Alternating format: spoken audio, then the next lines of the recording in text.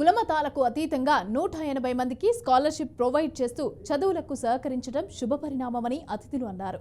ఇక అమ్మాయిలందరూ కూడా ఉన్నత స్థాయికి ఎదిగి 10 మంది పేద విద్యార్థులను చదివించాలని ఆకాంక్షించారు. వేడుకల్లో భాగంగా అందరూ కలిసి విందు భోజనం చేశారు.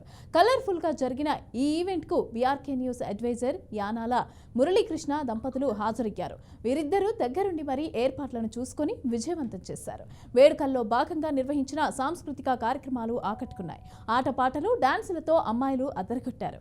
ఇక అమ్మాయిలంతా జీవితంలో పైకి రావాలని, అందుకోసం బాగా చదువుకోవాలని అతిథులు పిలుపునిచ్చారు. అందుకు పూర్తి సహాయ సహకారాలు కూడా అందిస్తామని తెలిపారు. ఇక వేడుకల్లో భాగంగా BRK news advisor Yanala Muralikrishna, ఆయన సతీమణి అనూష ఫోటోలు దిగి ఆనందాన్ని పంచుకున్నారు.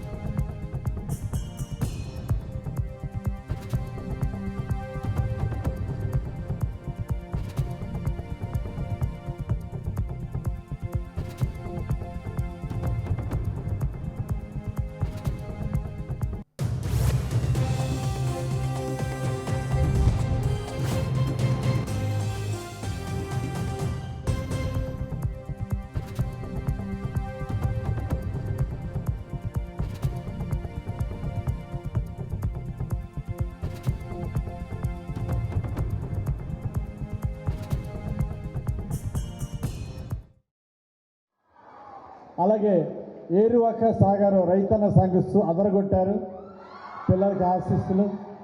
అలాగే శ్రీనివాస కళ్యాణం చాలా చక్కగా అద్భుతంగా చేశారు.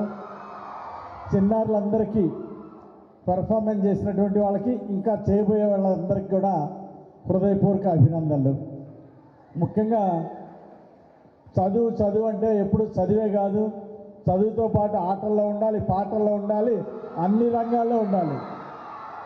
అప్పుడే మనసుకి ఆనందం, ఆహ్లాదం, ఉత్సాహం ఉంటుంది. అందుకోసం ఇలాంటి కల్చరల్ ప్రోగ్రామ్స్లో పాల్గొనాలి, గేమ్స్లో పాల్గొనాలి, అన్ని రంగాల్లో మీరు ముందుండాలని కోరుకుంటున్నా. అట్లాగే జీవితం ఆనందంగా ఉండాలంటే, మనం సంతోషంగా ఉండాలంటే మన ముందు కొన్ని లక్ష్యాలు ఉండాలి. ఆ లక్ష్యాల్ని మీరే ఎన్నుకోండి, మంచి గోల్స్ పెట్టుకోండి. ఆ ఆశయ సాధన కోసం మంచిగా ప్రణాళిక చేసుకోండి, హార్డ్ వర్క్ చేయండి. ఆశ ఉంటే సాధించనిది లేదు. కృషితో నాస్తి దుర్భిక్షం అంటారు పెద్దలు. అందుకోసం తప్పనిసరిగా థింక్ బిగ్ అచీవ్ బిగ్ అన్నారు పెద్దలు. డాక్టర్ అబ్దుల్ కలాం గారు చెప్పారు, చిన్న చిన్న ఆశయాలు ఉండకూడదు, ఆశయాలు చాలా పెద్దదిగా ఉండాలని చెప్పి డాక్టర్ అబ్దుల్ కలాం గారు చెప్పారు. అందుకోసం మీరందరూ కూడా పెద్ద లక్ష్యాలు ఎన్నుకోండి, గొప్ప గొప్ప ఆశయాలను ఎంచుకొని దాన్ని అచీవ్ అవడానికి ఏమి కావాలో ఒక ప్రణాళిక చేసుకొని వాటన్నిటినీ సాధించాలని, మా చిన్నారులందరూ ఉజ్వల భవిష్యత్తుకి ఎదగాలని మా యొక్క ఆకాంక్షని మీ అందరికీ తెలియజేస్తున్నా. ఈరోజు స్కాలర్షిప్ తీసుకున్నటువంటి వాళ్ళు భవిష్యత్తులో ఇక్కడ చదువుకునే పిల్లలందరూ కూడా మంచి పారిశ్రామికవేత్తలుగా, లేదా కొన్ని కంపెనీల్లో సీఈఓగా, కొన్ని కంపెనీల్లో వైస్ ప్రెసిడెంట్లుగా ఈ విధంగా ఉన్నత స్థానాలకు ఎదగాలని చెప్పేసి కోరుకుంటూ, భవిష్యత్తులో మీరు కూడా పేద పిల్లలను చదివించడానికి మీరు ముందుండాలి, మంచి డోనర్స్గా కూడా మీరందరూ తయారవ్వాలని ఈ సందర్భంగా నేను ఆకాంక్షిస్తున్నా. ముఖ్యంగా ఏది సాధించాలన్నా పోస్ట్పోన్మెంట్ ఉండకూడదు. రేపు చేద్దాం, ఎల్లుండి చేద్దాం, రేపు చదువుదాం, ఎల్లుండి చదువుదాం. చదవాలనుకునే లక్ష్యాలు కొంచెం టైం బాండ్ పెట్టుకోండి. మీకున్న టైంలోనే ఈ టైం నుండి ఈ టైం దాకా చదువుదాం, ఈ టైం నుండి ఈ టైం దాకా చక్కగా ఆడుకుందామని చక్కగా టైం షెడ్యూల్ ప్లాన్ చేసుకోండి. పోస్ట్పోన్మెంట్ వలన, ఎక్కువ వాయిదా వేయటం వలన మన మీద ప్రెజర్ పెరుగుతుంది. అది చదవలేదు, ఇది చదవలేదని చెప్పేసి చదివే టైంలో వాయిదా వేసుకుంటే ప్రెజర్ పెరుగుతుంది, మానసిక ఒత్తిడి. వారు ఫస్ట్ మన హాస్టల్ పెట్టినప్పుడు జేకేసీ కాలేజీకి పోయేటువంటి పిల్లలకి బస్సు లేదు, కాలేజీ బస్సు లేదు. ఎలా అని అందరం కూర్చొని ఆలోచన చేసినప్పుడు పిల్లలకు కావాల్సిన బస్సు నేను ఇస్తానని చెప్పి ఫస్ట్ డొనేషన్, ఫస్ట్ బస్సు హాస్టల్కి ముందుకొచ్చి ఆయన మనకి బస్సు కొనిపెట్టాడు హాస్టల్కి. వారందరికీ మనస్ఫూర్తిగా మనందరూ అభినందనలు తెలియజేయాలి, కృతజ్ఞతలు తెలియజేయాలి.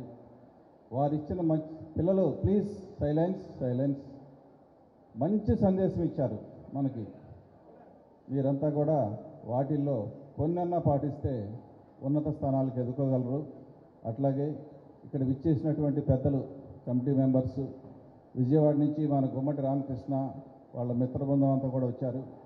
అట్లాగే ఈ ఊర్లో ఉన్నటువంటి కమిటీ మెంబర్స్ అందరూ వచ్చారు.